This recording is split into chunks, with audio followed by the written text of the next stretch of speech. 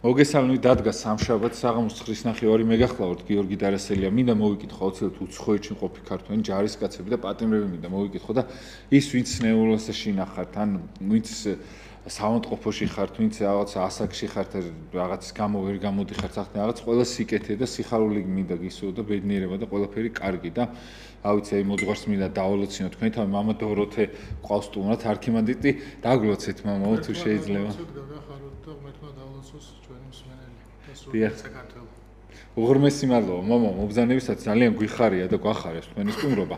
მამაო თუ შეიძლება ესეთი კითხვა მინდა ესე დავიწყოთ რაღაცა თემა არის ესეთი რომ რაღაცა დრო მამაო ამ თანამედროვეობამ ამ ყველაფერმა ხო რაღაცა ჩვენი წესჩვეულებები ტრადიციები ისინი რაღაცა უკან მოიტოვა შეჭამა რაღაცა თითქოს და აღარ ჩანთ. აი ამდენად მამაო ადამიანი თუნდაც აი რელიგიური იქნება თუ არარელიგიური ამ ყველაფერს უნდა რამდენად უნდა აყვეს მამაო რამდენად ადამიანმა რამე უნდა შეინარჩუნოს თუ არსებობს ისეთი რაც აი სულ უნდა მოყვებოდეს და რაღაც აი არის ღმერთისაგან და არ არის ტრადიცია უბრალოდ სულ უნდა კონდეს და გამჯდარი უნდა კონდეს ადამიანს სისხლში თუ შეიძლება საერთოდ პირველი ის უნდა ვთქვათ რომ ყოველი ტრადიცია იქმნება რელიგიიდან გამომდინარე ადამიანი ჯერ იწყებს აზროვნებას და ამ აზროვნების მიხედვით ქმნის ტრადიციებს და ყველა დროს აქვს თავისი ტრადიცია, თავისი წესები, თავისი ისეთი ჩვეულებები, რომელიც შეიძლება მეორე დრომ შეცვალოს. ძალიან ხშირად არის ხოლმე თვითონ ეკლესიაც მუდმივად ითვალისწინებდა დროს.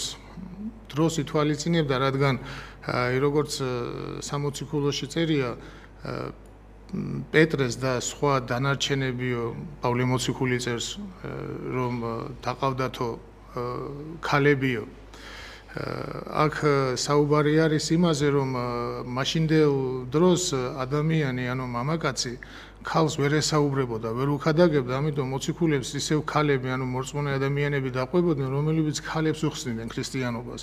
დღეს ეს დაიკარგა ეს ტრადიცია და აქედან ტრადიცია იმიტომ დაიკარგა, რომ სამყარო სხვანაირი გახდა. დროში მერე შეიცვალა და დროში უკვე გახდა ის შესაძლებელი, რომ საერთოდ მოციქულს თვითონ ეხადაგა ყველასთვის ქალი იქნება თუ კაცი.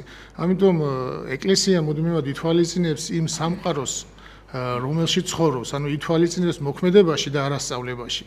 რადგან თვითონ ეკლესიური სწავლება, რაც არის, მაგალითად დღეს მოდაში შემოვიდა, რომ აი ეს დოგმურად აზროვნებს, ანუ დოგმები არ გვინდა და ასე შემდეგ და ეს არ არის სწორი, იმიტომ რომ ამ ადამიანს არ გააჩნია დოგმის გაგება. ტრადიცია არასოდეს არ არის დოგმა.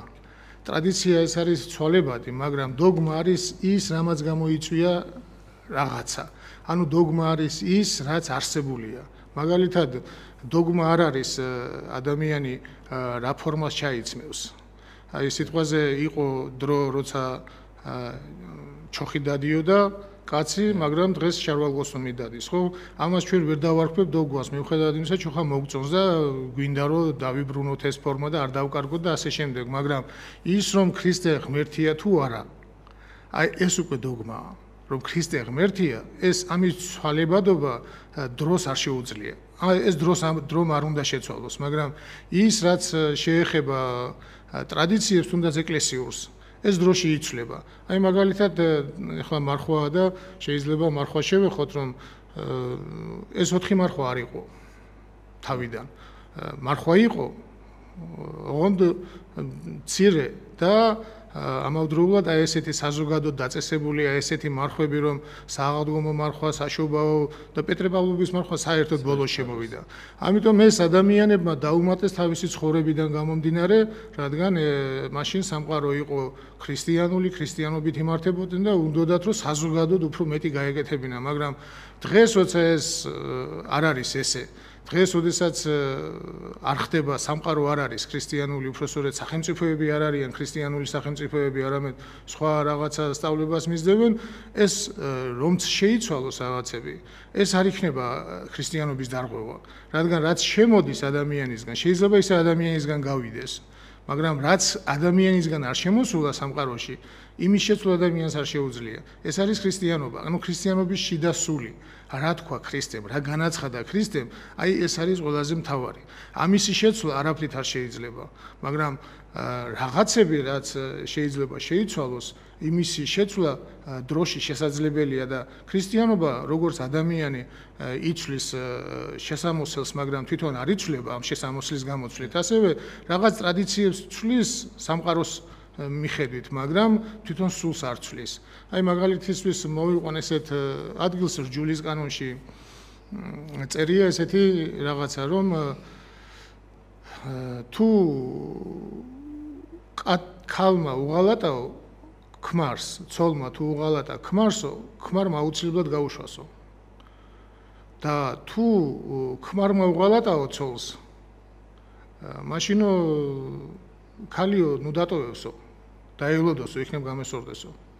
და ამის განმარტებისას ბასილი დიდი წერს ესეთ რაღაცას, რომ ისიც ჯულის განში წერია ბასილი დიდის წერილი ხაც არის მოცემული და ამბობს, რომ მე არ ვიცი ეს რატო გთქვესო მამებმა.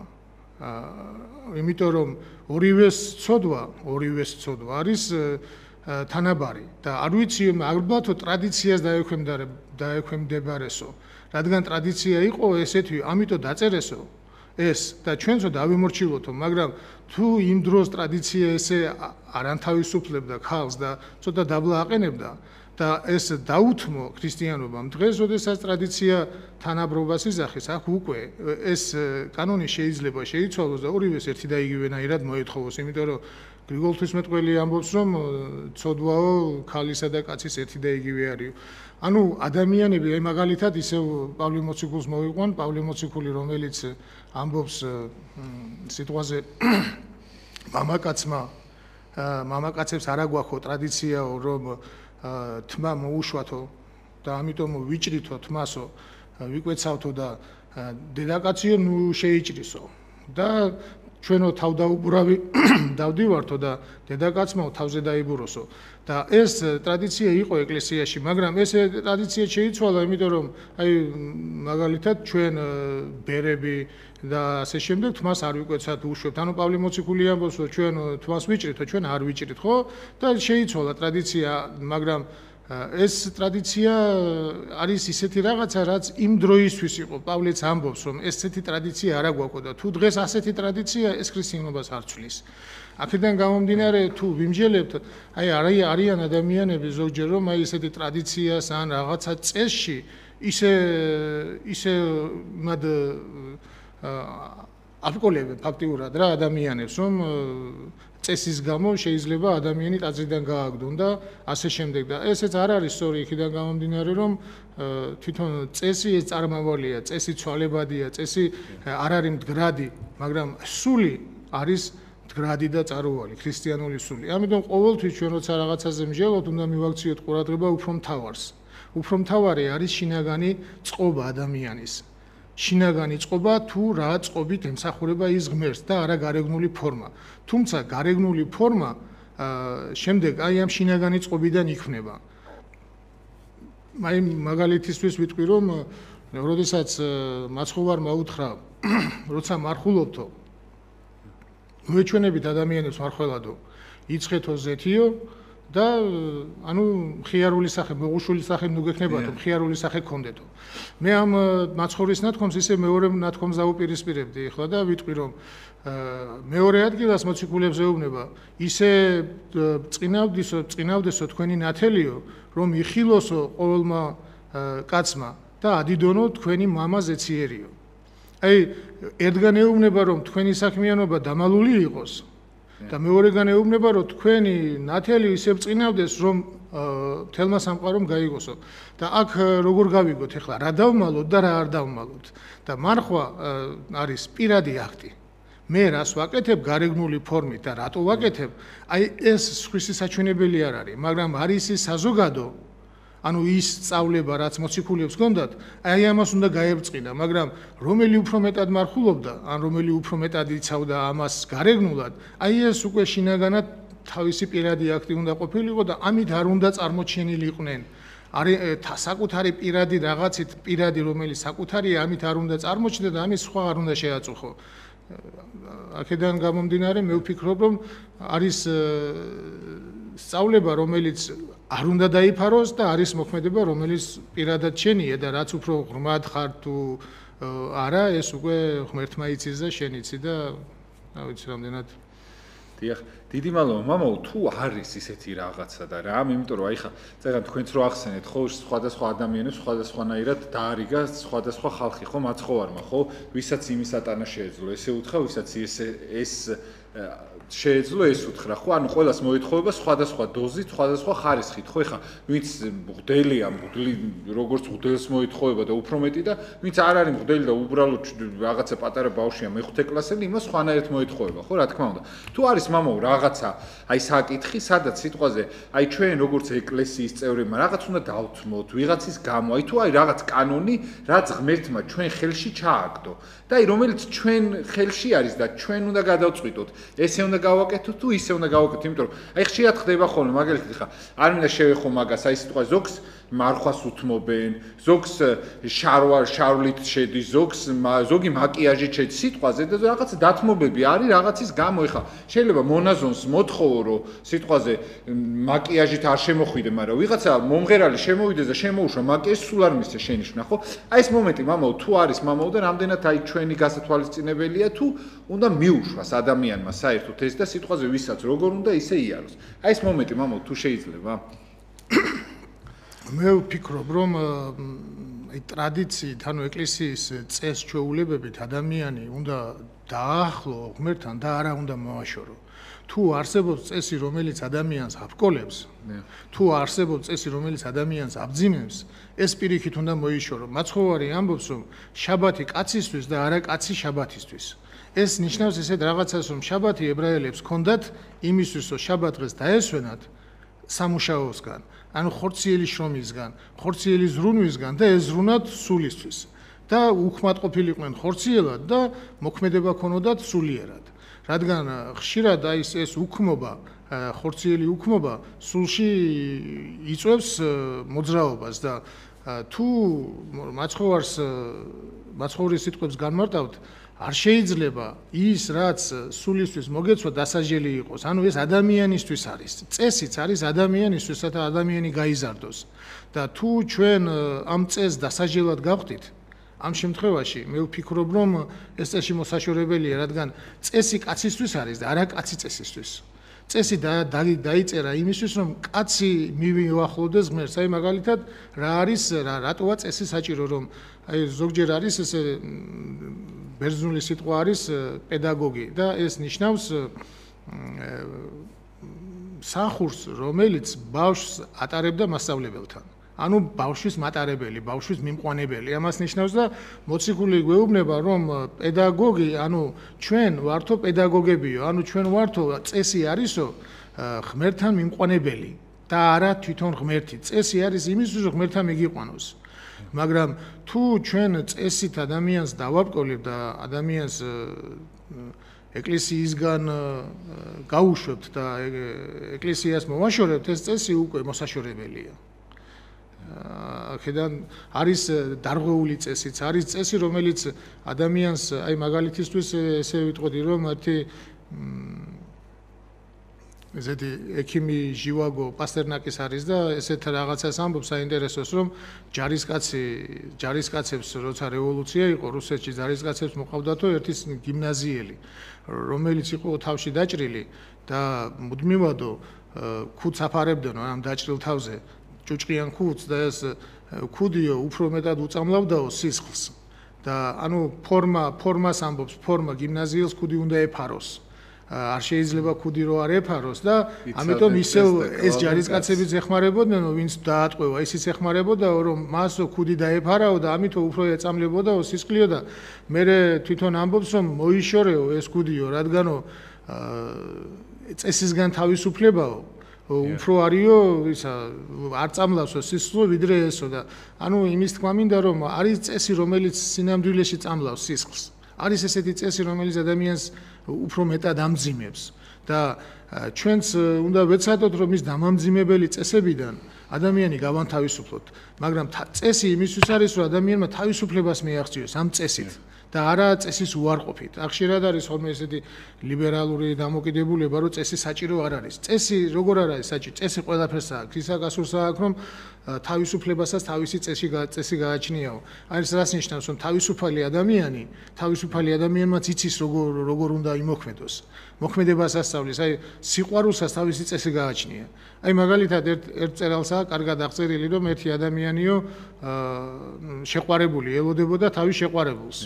და აღწერილია კარგად თუ როგორ იტანჯებოდა მოლოდინში. და მე ესე წერს, რომ აი ამიტომ არ უნდაო შეყვარებაო, რომ ამ მოლოდინს არ დაეკარგაო და დაეტანჯაო. აქედან გამომდინარე თუ დავასხმით, ესე იგი სიყვარული, როცა შეგიყვარდება ადამიანი, უკვე თავის წესს ქმნის სიყვარულიც. ანუ მოლოდინს გიხმნის, ხო? და უკვე შეიძლება ითქვას, რომ შეყვარებული ადამიანის მოლოდინი, ისა წესი არის მოლოდინი, ხო? ლოდინი ვიღაცის, ვინც უყვარს. ანუ ეს წესი შექმნა სიყვარულს. ანუ ადამიანი რახან ჩვენ ქმნილება ვარ, ჩვენ წესი გაგვაჩნია. ერთი ფილოსოფოსი ამბობს, რომ რახან წესი გჭირდებაო, ეს იმას ნიშნავსო, რომ ჩვენ სრულქმნილები არა ვართო. ანუ ჩვენ არ ვართ აი 64-ში ხო რაღაცა წესი დაუდგინა, ამას ნუ შეეხები. ეს იმას ნიშნავს, რომ რაღაცის შეხება კლავს და რაღაცის არ შეხება გაცოცხლებს. და რაღაცისგან თავის დაცვა აუცილებელია ხორციელად და სულიერადაც. ამიტომ ქრისტიანული წესი უნდა იყოს განმანთავისუფლებელი და არა შემკვრელი. ადამიანის სულში განმანთავისუფლებელი და აქედან გამომდინარე თუ ჩვენ ქრისტიანობით სწავლებით მიუდგებით, თვითონ ეს სწავლება ქმნის შემდეგ წესს. ეს სწავლება გვაძლევს ისეთ წესს, რომელიც წესსაც მივყავართ ღმერთთან. დიახ, მამო, ხშირად ხდება ხოლმე სხვათა შორის, აი ლიბერალები ახსენეთ, აიცი, იფიქრებე რომ ეს ეს ადამიანები ხო ხშირად ძალიან ისეთ დათმობებზე მიდიან მეორე აი ადამიანის მიმართ, რომ იმ ადამიანებს ხუპავენ ხოლმე, მამო, ძალიან ხშირად, იმიტომ რომ აი აბსოლუტურად ჯერ მას პატივისცემა არ აქვს სიტყვაზე მეორე ადამიანს, აი ვიღაც ათეისტ სიტყვაზე არ აქვს საერთოდ ეკლესიის პატივისცემა და მე ეს საერთოდ უბრალოებს ღმერთს და ისეთ ღმერთს თავაზობს, მამო, რომელიც საერთოდ აი მისივე დანახული ხლა ლიბერალის დანახული ის რა იქნება ხო გაუბრალოებ და საერთოდ აკარგინებს ეკლესიაზე და ყველაფერს დაბრძილებას და თუ შეიძლება მამო აი ესეთი ღმერთის შეიძლება ისე ვამბობ აი როგორც სასწორებელ პერმა რომ ესე უბრალოდ შესთავაზოს ღმერთი ესე გაუბრალოს იმიტომ რომ ღმერთი ხა ღმერთის დონეზე ადამიანი უნდა ავიდეს მაგრამ ღმერთი ადამიანის დონეზე არ უნდა დაიყვანო იმიტომ რომ შენ ცოდვილი ხარ ერთი და ესე უნება არა რაღაცნაირად სხვანაირად თავაზობს მამო და თუ შეიძლება მამო იმიტომ რომ ხშირად ხდება ხოლმე აი სიტყვაზე ვიღაც ათეისტს მოიყვანს აზიარებს სიტყვაზე რომელსაც საერთოდ არ უნდა ზიარება მაგრამ აუ ამას გონია რომ რაღაც აზიარებს იმით აი შირი შეხედულება ესეთ და თუ შეიძლება მამო აი ანუ ამათ მოbrunებაში ჯერ არ ვიცი საიდან აქვს ეს ხედვა ხო თვითონ თავის სიძვირფასე საერთოდ ფასს უკარგავს მამაო და აი სად არის რაღაცა ზღვარი იმისა რომ სიტყვაზე ამას იქით არ შეიძლება იმიტომ რომ ხშირად რომ ვეკითხები ხოლმე ამ მოძღვრებს და იმ ადამიანებს ვინც ესე აუბრალოებენ ღმერთს ხო მეუნებიან შენ რაიცი მის გულში რა ხდება ის როგორ ნანობს ის როგორ ტირის იმ მის გულში რა ხდება გარეგანზე ეთყობა უკვე ის საერთოდ არც ღმერთი უნდა არც არაფერი არც შენი ეკლესია უბრალოდ შენი ხარ სადღაც მოდის და იცინის და დაგცინის შენც და შენ ღმერთს. აი თუ შეიძლება მამო, აი ამასაც დაკავშირებით, იმიტომ რომ ძალიან ხშირად ხდება ხოლმე, ძალიან ისეთ ეხა მე უფლება არ მაქვს ეხა ადამიანზე ვიღაცას ცუდი ვთქვა, მაგრამ ძალიან ცუდი ყოფაქცევის ადამიანებს აზიარებენ, იმათ აზიარებენ, ვინც სიტყვაზე ეკლესიის ტერია, ვინც სასულიერო პირების ტერია და ასე შემდეგ, აი მოძღვრებს ბევრს ვიცნობ, ეგეც ვინც მეგობრობს მათთან და დღე-დაღამე აი სურათებს ერთად იღებენ, ერთად ჭამენ, ერთად ცვამენ და აუბრალოებს ამ ყველაფერს, იმიტომ ამ მოძღვარს სხვა რაღაცა მიაბარა ღმერთმა და ის სხვა რაღაცას აჩვენებს, სხვას თუ შეიძლება ბოდიშვიხდი, მამო, ძალიან გამიგზელდა. ადამიანი, რომელიც ავად არის და ჭირდება წამალი და საბანტყოფოში წაყვანის ნაცვლად, საქეიფოდ რო წაიყვანო. რომელა დამნაშავე ხარ. ასე არის, როცა ადამიანი, რომელიც ავად არის, ხედავ შენ ქრისტეს გარეშე, რადგან ქრისტეს გარეშე ყველა ავად არის. და ადამიანი რომელიც ავადა იმას შენ ამ ავადმყოფობაში რო ეფერები ეს იმას ნიშნავს რომ შენს ვერ ხედავ ქრისტეს შენს ვერ ხედავ რა არის ჯანმრთელობა და ღუპავ ადამიანს ამიტომ შეიძლება ადამიანი წესშიც დაღუპო და უწესოდაც დაღუპო რადგან ქრისტეს გარეშე წესიც არსებობს, რომელიც ქრისტეს გარეშეა და უწესობაც არსებობს, რომელიც ქრისტეს გარეშეა. ანუ მე იმის თქმა მინდა, რომ ყოველი ჩვენი მოქმედება ის სირბილე ადამიანთან, იმისთვის კი არ უნდა იყოს, რომ ამ ადამიანებმა თქვან, რომ რა კარგი მამაოა, აი როგორი კეთილია, მაგრამ თუ ის ადამიანი კიბოთია დაავადებული, ჩემი მოფერება და მე რო კარგი ვარ, ეს იმით უნდა გამოჩნდეს, რომ მე კიბოსგან გამკურნო, ხო? თუ ექიმი გეფერება და წამალს არ გაძლევს, განაკარგი ექიმია? ამიტომ ჩვენ ყველას გვევალება ადამიანს განუმარტოთ რა მდგომარეობაშია ის და ვაჩვენოთ, ოღონდ კი არ ვეჩხუბოთ, არამედ აუხსნათ. და თუ ამას მღვდელი არ აკეთებს, მაშინ ის მღვდელი არ იქცევა სწორად.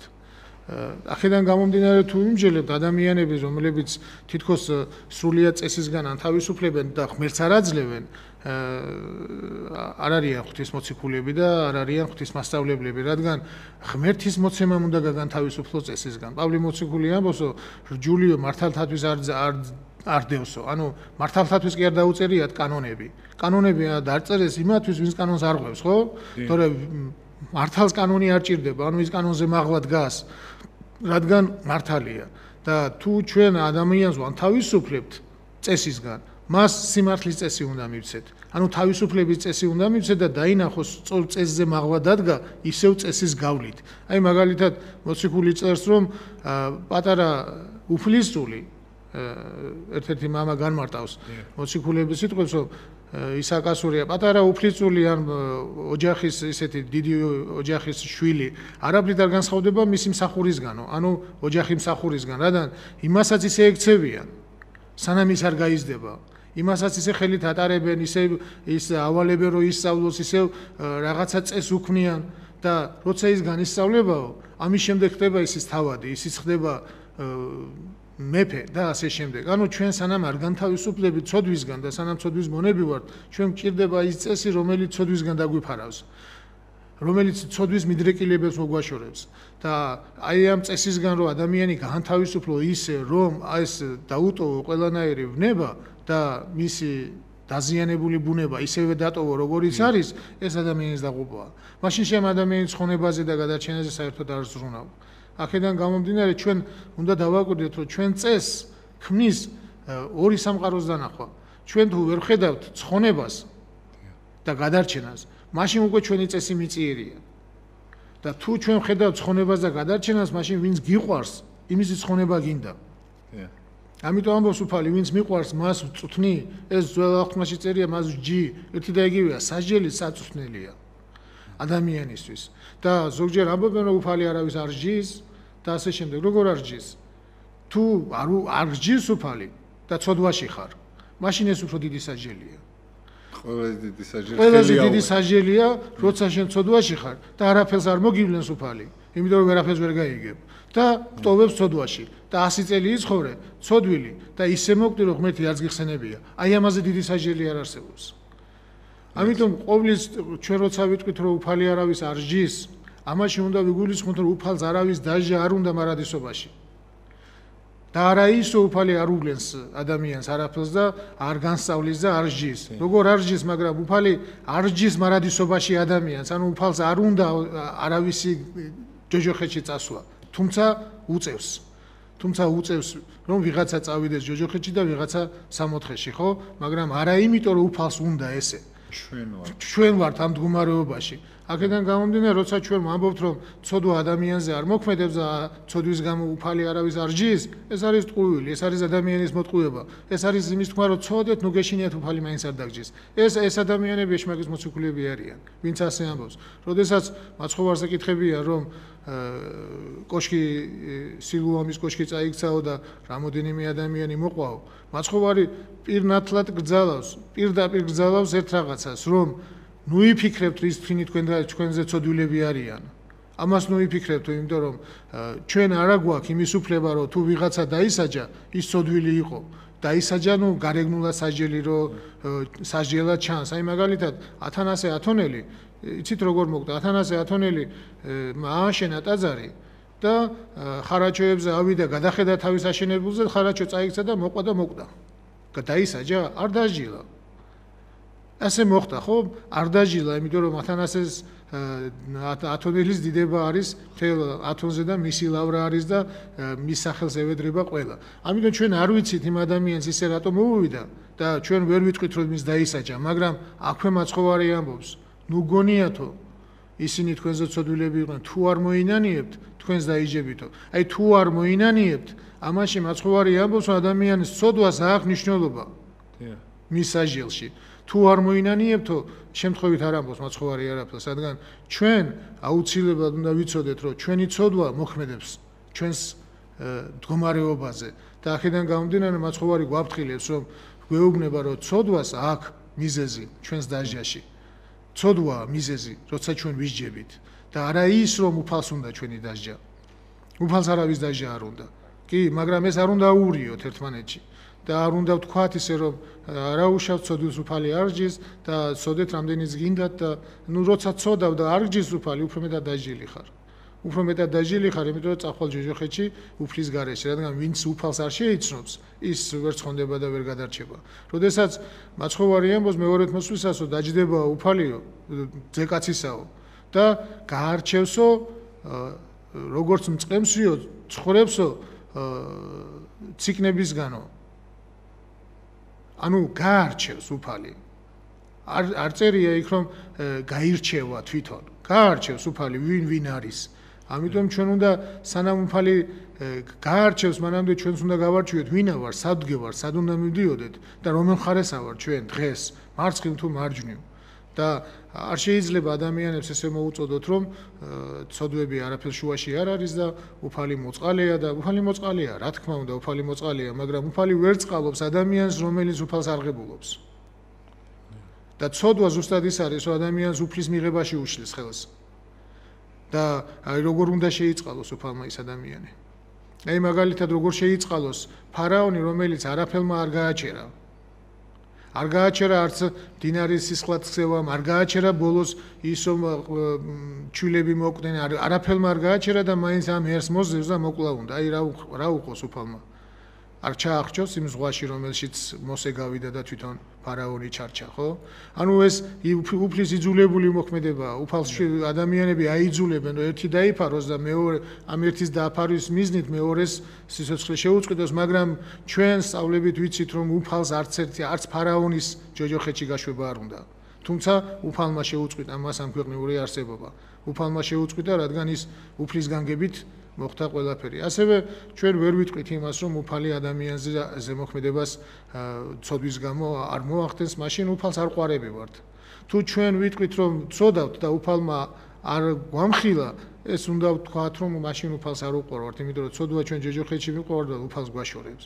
ამიტომ ეს სწავლებები ცოტა ისე გასაკონტროლებელია და არ არის ანუ ვერ ითამაშებ ამ წესებით, ხო, ისეთი არის, ხო და მამო, აი როგორ უნდა აკონტროლოს ადამიანმა, იმიტომ რომ ძალიან ხშირად ხდება ხოლმე, რომ სიტყვაზე ის მომენტები, რომ სიტყვაზე აი ღვთისგან არის, მართლა ღვთისგან არის, რომ სიტყვაზე რაღაცა მოხდა ისეთი, აი სიტყვაზე ელემენტარული რაღაც აი ეკლესიაში რაღაც წესი ირღვევა, ხო?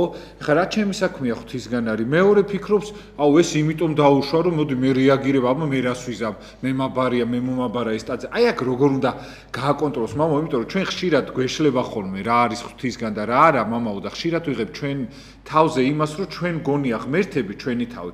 ჩვენ გონია იმ ტაძარში ვიქნებით თუ ტაძრის გარეთ იქ უფროსები ჩვენი თავი და რაღაც აი ღმერთობთ, კაცობთ თუ ჩვენ თავს უმტკიცებთ თუ რაღაცას წარმოადგენთ და ხშირ შემთხვევაში მეორე ადამიანს მამაო უტკენთ ხოლმე გულს.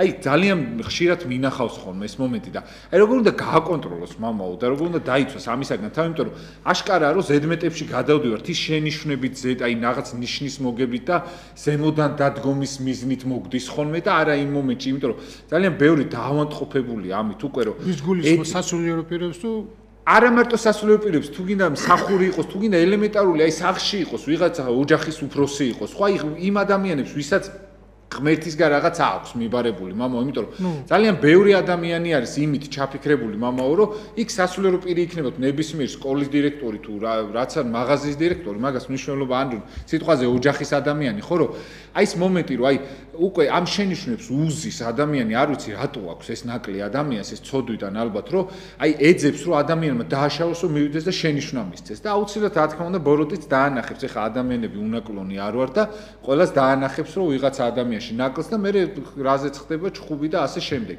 და ვართ ძალიან აი რაღაცა ჩვენ თავს უნტკის ეს მამო ამიტომ თავის წარმოჩენიდან ხდება დიახ აი თუ შეიძლება ამ თემასთან დაკავშირებით წესის მიხედვით წარმოაჩენს საკუთარ თავს და რახან თვითონ აკეთებს და სხვა არ აკეთებს გონია ის უფრო ცოდვილია რაც არის შესწომა რადგან ჩვენ ვიცით რომ წესში მტკიცე და ესეთი განსწავლული სიმონ ფარისეველს უფალი შენიშვნას აძლევს და მრუჟდედაკაც რომელიც შემოდის მის სახლში იმას აქებს და ამას მიეტევა უფრო მეტი ვიდრე შენო ხო მიუხედავად იმისა ამან საპატივი და ამან გაუშალა სუფრა ამიტომ ჩვენ უნდა ვიცოდეთ ის რომ ადამიანი წესით არ თავისუფლდება ადამიანი შინაგანი განწყობით თავისუფლდება და როდესაც ჩვენ სხვებს ვაძლევს შენიშვნებს და ვეუბნებით რომ სუფლისგან იყო და არ ვიცი ჩვენი სუფლისგან იყო თუ არ იყო იმიტომ რომ ბევრი რაღაცა ხდება ჩვენი შეცდომიდან გამომდინარე ბევრი რაღაცა ხდება პირადი შეცდომიდან გამომდინარე ბევრი უფრო მეტი უფრო ფართო მასის შეცდომიდან გამომდინარე მაგრამ ჩვენ ვერ ვიტყვით რომ ეს ყველაფერი უფლისგან არის თუმცა ჩვენ ის უნდა ვთქვათ რომ უფალმა ამ მომენტში არ დაგვიფარა არა რომ მოგვივლინა არამედ არ დაგვიფარა და როდესაც საერთოდ თუ დავაკვირდებით აი საჟილზე ჩვენ რომლებსაც გვევალება რომ ვიყოთ ფარველები ჩვენ ამისთვის კარგი მაგალითი არის როდესაც ა ブラ ამი ეუბნება ღმერთს თუ 10 მართალი იქნება ხო არ მოულენ ამასო და არაო და არ გამოჩნდა და როცა რაღაცა მოხდება ჩვენ პირადად გვევალება ის რომ ჩვენ თქვათ რომ ჩვენ არ ვიყავით მართლები თორე ღმერთი აგვარიდებდა ამას ანუ ჩვენ თავს უნდა დავაბრალოთ და ჩვენ საკუთარი თავის მიმართებაში მუდმივად უნდა ვთქვათ რომ ეს ჩვენთვის ჩვენი შეცდომაა და არა სხვების და სხვების შეცდომების დაბრალება სხვების შეცდომებზე მითითება ეს არ არის ღვთისნიერი ეს არ არის ღვთისგან არამედ თუ შეცდომას უთითებ მხოლოდ მაშინ უნდა მიუთითო როცა ეს შეცდომა გაზდის მას თუ შეცდომა მას შეაწუხებს მაშინ უნდა გაჩერდე შეცდომით ადამიანის შეცდომის ჩვენებით ანუ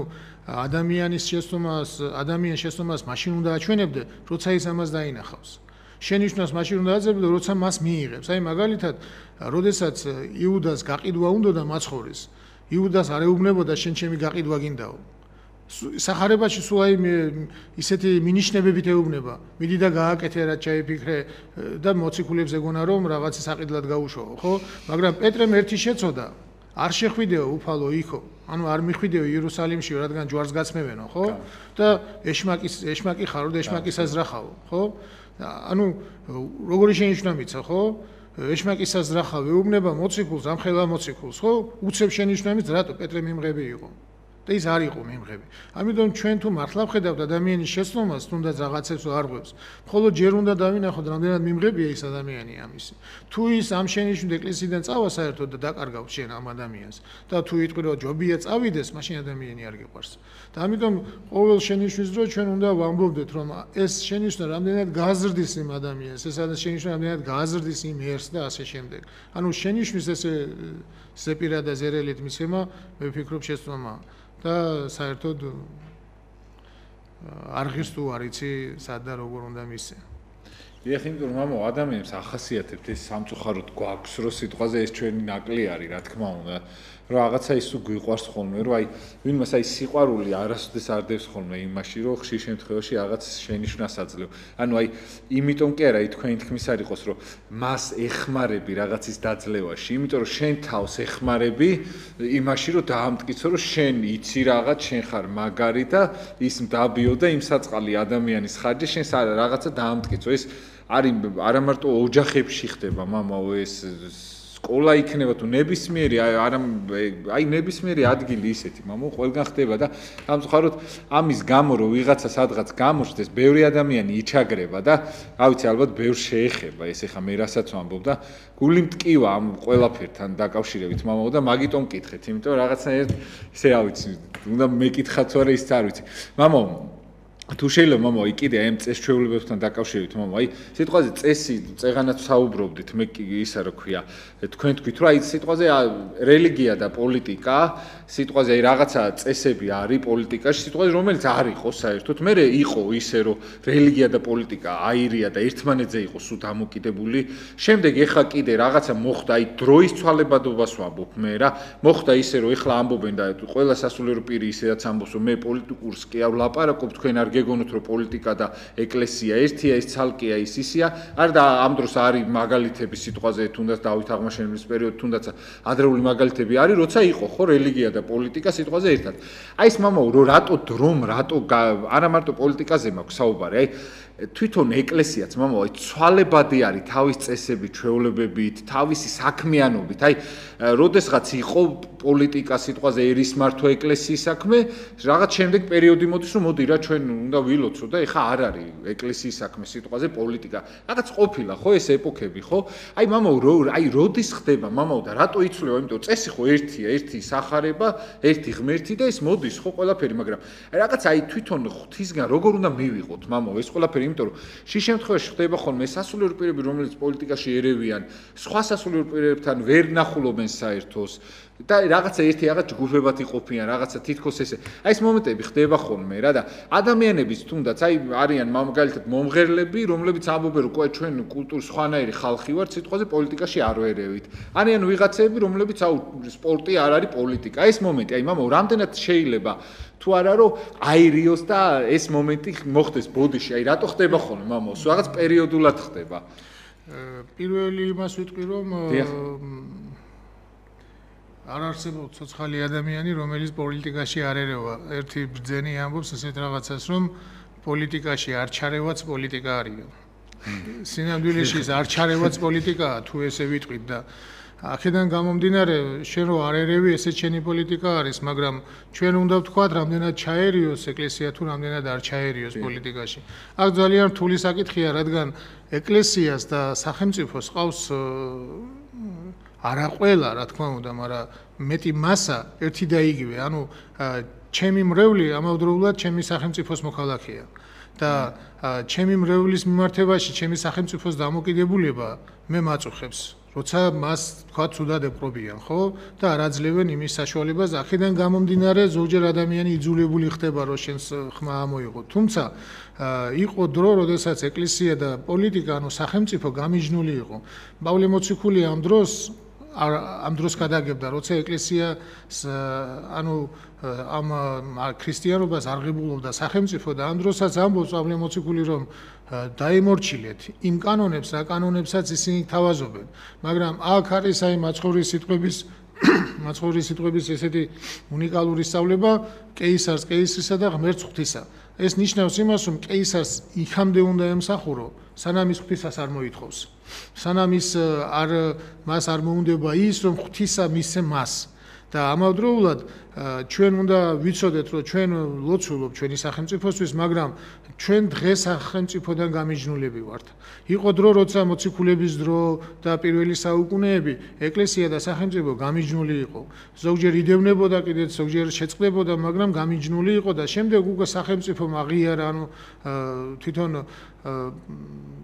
იმპერატორებმა აღიარეს ეს რელიგია აღიარეს და გახადეს სახელმწიფო რელიგია და როცა იმპერატორიც ვალდებული იყო ქრისტიანობით რომ ემართა სახელმწიფო და თავისი თავი მაშინ რა თქმა უნდა ეკლესია და სახელმწიფო ერთად იყო თითქმის მაგრამ როდესაც უკვე სახელმწიფოები უარს ამბობენ ქრისტიანულ მართლობაზე და ადამიანურ მართლობაზე გადადიან აი აქ უკვე ჩვენ თავისთავად უნდა გავემიჯნოთ და რაც შეიძლება ნაკლებად უნდა ჩავერიოთ იმ საქმეებში რასაც სახელმწიფო მართავს რადგან ის პირადად გეუბნება პირდაპირ რომ ჩვენი სახელმწიფო იქნება ეს თუ ნებისმიერი რომელიც არის თუნდაც დემოკრატიული გეუბნება რომ შენ იყავი იცხოვრე მაგრამ მე სხვა წესებით მიმართები და აქედან გამომდინარე უკვე რომ ამათ ისე მოთხოვო როგორც იმპერატორს როგორც მეფეს ეს არასწორი იქნება აი ზოგჯერ ჩვენ სასულიერო პირებს იმიტომაც შეიძლება უჭირს და გვიჭირს ყველას იქიდან გამომდინარე რომ თვითონ ეკლესია არის ეკლესიური სტრუქტურა არასწავლება მაგრამ სტრუქტურა ჩამოყალიბებულია იმპერიაში იმპერიული ისინი აქვს რა ჩვენს ეკლესიის მართლობას რომ ნიშანწყალო ხო ნარჩენები და აქედან გამომდინარე ჩვენ სხვა მოდელში გადავედით დღეს და შეიძლება ეს გადასვლის პერიოდია და ამიტომაც ბევრი ვერ წყვეტს როგორ გააკეთოს თუმცა მოვა დრო და ესეც დაალაგდება თავის ადგილას რადგან ამ ქრისტიანობა ზუსტად იმით არის უნიკალური რომ ნებისმიერი წყობილების დროს შეუძლია იარსებოს არსებობა მას შეუძლია თუნდაც მაშინ როცა მას დევნიან მაშინაც როცა მას ეფერებიან და მაშინაც როცა მას ყურადღებას არ აქცევენ ან ყურადღებას აქცევენ მეტნაკლებად ზოგი შეიძლება მეტი ბრძოლა იყოს ზოგი ნაკლები მაგრამ ის არსებობს რადგან ეკლესია თვითონ სახელმწიფოებრივი წყობილება არ არის ეკლესია ის სულის წყობაა ღმერთმა სახელმწიფოებრივი წყობილობა კი არ მოგვიტანა ქრისტემ არამედ მოიტანა სულის სწორი წყობა და აი ამ სულის სწორი წყობას ჩვენ როგორ შევათავსებთ პოლიტიკასთან ეს უკვე ჩვენი გადასაწყვეტია და რამდენად მიგვიღებს ან რამდენად არ მიგვიღებს. თუ არ გღებულობს, უნდა მიუშვა ის ადამიანი და თუ გღებულობს, უნდა დაარიგო თუ როგორ არის და რა არის ქრისტიანობა. მე ვფიქრობ, რა ვიცი, ეს ცოტა ღრმა თემაა, უფრო ღრმად სალაპარაკოა, მაგრამ მალო, მამო, ამისათვის, თუ შეგიძლიათ კიდე რომ აი ამასთან დაკავშირებით, მამო, აი გაამახვილოთ ყურადღება იმაზე, თუ აი რა არის კიდე შეცვლი, რა არის, აი რა დაითმო კონკრეტულად რაღაცა საკითხები, რაც აი დათმო ღმერთმა იმისათვის, რომ ადამიანი იყოს კომფორტულად, ადამიანი იყოს კარგად, იმიტომ რომ ღმერთმა ჯერ თავის შემოგწირა, ხო? და ჯვარს ეცვა, ხო, ჩვენს გამო, ხო, სიტყვაზე. მაგრამ აი თუ არის ისეთი რაღაცა წესები და ჩვეულებები, რაც აი რის გამოც ადამიანი რაღაცა აი მიუშვა, იმიტომ რომ რაღაცა აი არ არღვევს ისეთ წესს, მამო, ადამიანი აი ამ თავის ცხოვრებით. აი რაღაცები თუ არის ესეთი კონკრეტული რაღაცა ის სიტყვაზე ისეთი მაგალითები თუ დაითმო რაღაცა მამო ჩვენთვის იმიტომ წესი როგორც ასეთი მაგალითად ავიღოთ მოსეს ცხოვრება. მოსეს ცხოვრებაში წერია ესეთი რაღაცა რომ მოსე ღმერთის ხმა ესმოდა, ღმერთს ხედავდა და ბოლოს ისე ვეუბნება ღმერთს რომ მე მეჩვენეო, მენახეო და გრიგოლ ნოსელი ამბობს ესეთ რაღაცას განა ვერ ხედავდაო, მაგრამ ღვთის დანახვასო, აქვე ესეთი ჩვევაო, რომ რაც მეტად ხედავ, მეტად გინდაო.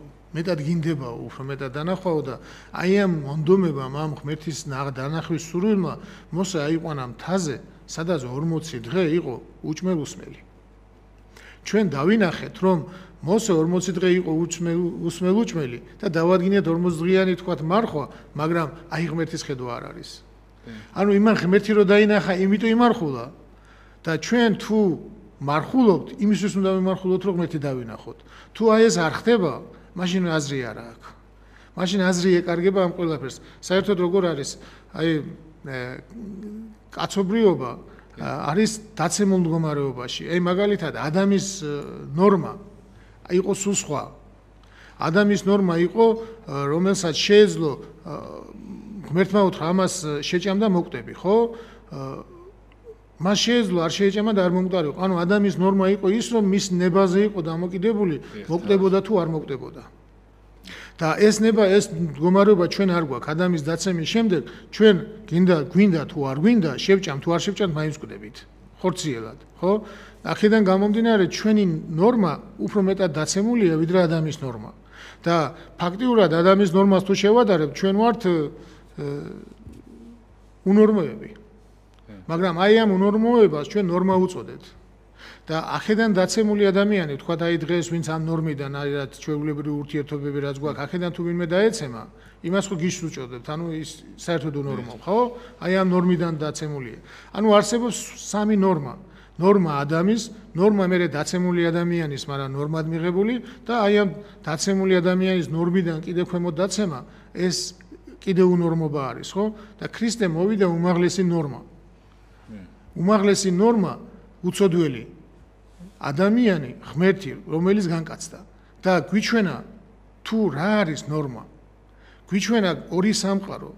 გვითხრა რომ მე მოკვდები და აღსგებიო. მე მომკლავენ და აღსგებიო მესამე დღეს და მოციქულები ფაქტიურად ხადაგებლები არიან არა იმისი ქრისტემ როგორ აღადგინა მისვალებული ან არა იმისი როგორ განკურნა ვიღაცა მოციქულების უმთავრესი მოვალეობა იყო ქრისტეს აღდგომის დამოწმება და როდესაც ქრისტემ გვიჩვენა ორი გზა აი ეს არის ამას ვინც ხედავს ის არის ნორმალი ის ადამიანი ხდება ქრისტეს ნორმასთან მიახლოებული, ვინც დაინახავს გზას, რომელიც არის მიმავალი ცხონებისკენ. და მე ამ ადამიანს უკვე თავისებად ფორმა ექნება, ანუ წესები იქნება და აი ამან ქრისტიანობამ შექმნა წესები. აი მაგალითად მონაზნობა, ხო, არ დაუვალებია ღმერთს. და პავლე მოციქულიც რო ამბობს, ღვთისგან არ მაქვს ბრძანებაო ამბობს. მაგრამ ეს ადამიანმა, რომელსაც მოუნდა ღმერთის დანახვა, უკვე თვითონ გააკეთა ის, რომ რაც შეიძლება მეტად გამოენთავისუფლებინა თავისი თავი სოფლისგან. და არა ის, რომ ღმერთმა დაგავალა, თუმცა ეს უნდა ღმერთს, რომ შენ ღვთის გულისთვის სოფლიდან გამოენთავისუფლო თავი და აი სოფლიდან თავის გამონთავისუფლება უკვე წესად იქცა, ხო? მონაზნობაში. წესად იქცა და ეს წესი შეიძლება ვიღაცა ამ წესს აკეთებს და მთავარი არ იცის, თუ რისთვის აკეთებს. აი ეს უკვე დამღუპელია ეს წესი. ეს წესი უკვე უაზრობაა და თუ ვინც თავარი იცის, აი ის უკვე უკანას დაივიწყებს და წინ მიდის უფრო. და აი მაგალითად ზოგიერთი ქრისტიანი გავს იმას, რომ აი თქვათ სულიერად ავამტყოფიან ვისაც ჩვენ ესეთი გიშნეული ხა გიშრო ვეძახით ხო სიტყვაზე დრო დაანახო აი ეს არის ნორმალური ადამიანი და მან ისწავლოს ნორმალური ადამიანის აქციელი როგორ მიდის როგორ ჯდება როგორ ისამარა გიჟა დარჩეს აი ესე გვემართება ზოგჯერ აი ფორმას ვსწავლობთ ფორმა ვიცით ესე უნდა ვიმარხულოთ ესე უნდა მივიდეთ ესე უნდა დავჭრათ ესე უნდა გავაკეთოთ ეს ყველაფერი ასე უნდა გამოვაცხოთ აი ეს ყველაფერი ვიცით მაგრამ ეს რისთვის ხდება ეს არ ვიცით და ფაქტურად ფორმა გვაქვს ქრისტიანის მაგრამ სულში იგივე დავრჩით და აი ეს არის შესწორება. აი ეს არ უნდა მოხდეს. ფორმა უნდა იქნებოდეს იმისთვის, ან ფორმას ქმნის ღმერთის დანახვა, ან ფორმა იმისთვის არის ღმერთი დაინახო. წესი იმისთვის არის, რომ გაგანთავისუფლოს რაღაცისგან, იმის გამო რომ ღმერთთან მიხვიდე. დიახ, მამო, მადლობა, ძალიან დიდი. აი თუ არის მამო, რაღაცა წესი, რომელიც არ უნდა დაირღვეს არავითარ შემთხვევაში, გარდა იმისა, რომ აი ადამიანს წეგან ხო თქვენ თქვით, რომ აი სიტყვაზე მონაზნობა, სწავლება, რომელიც ქმნის წესს, აი ეს სწავლება არ უნდა დაირღვეს. წესი იცვლება, მაგრამ სწავლება არ უნდა დაირღვეს. აი მაგალითად, აი დღეს ეს პრობლემა არის, ხალი რა შესამოსლი და რას ჩაიცმევს, რასაც ჩაიცმევს. და ერთგან ეწერა ესეთი რაღაცა, რომ ჯულის კანონში წერიაო, დაწყევლილი იყოსო ქალიო, რომელიცო მამაკაცის შესამოსელს ჩაიცმევსო. და ჯულის კანონში მართლა წერია ეს, მაგრამ ერთი სიტყვა იყო ამოღებული.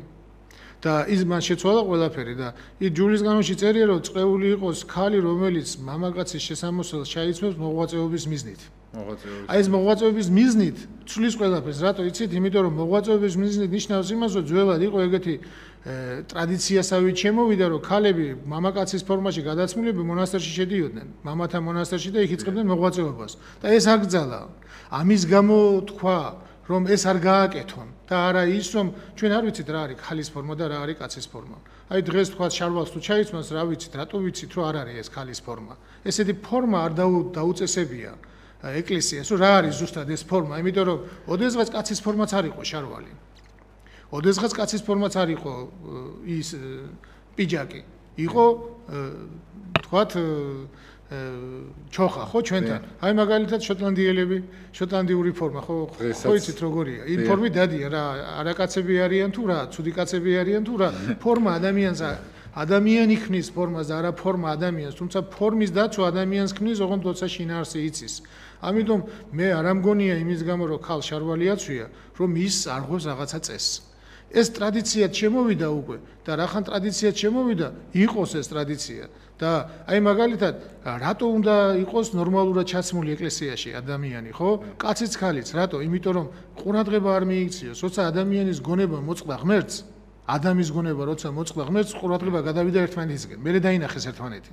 და ზუსტად ტაძარში არ უნდა იქცეოდეს კაციც და ქალიც ისე და არ უნდა შედიოდეს ისეთი ფორმით, რომ ღმერთს მოწყვიტოს ვინმეს ყურადღება. მიზეზი არ უნდა იყოს.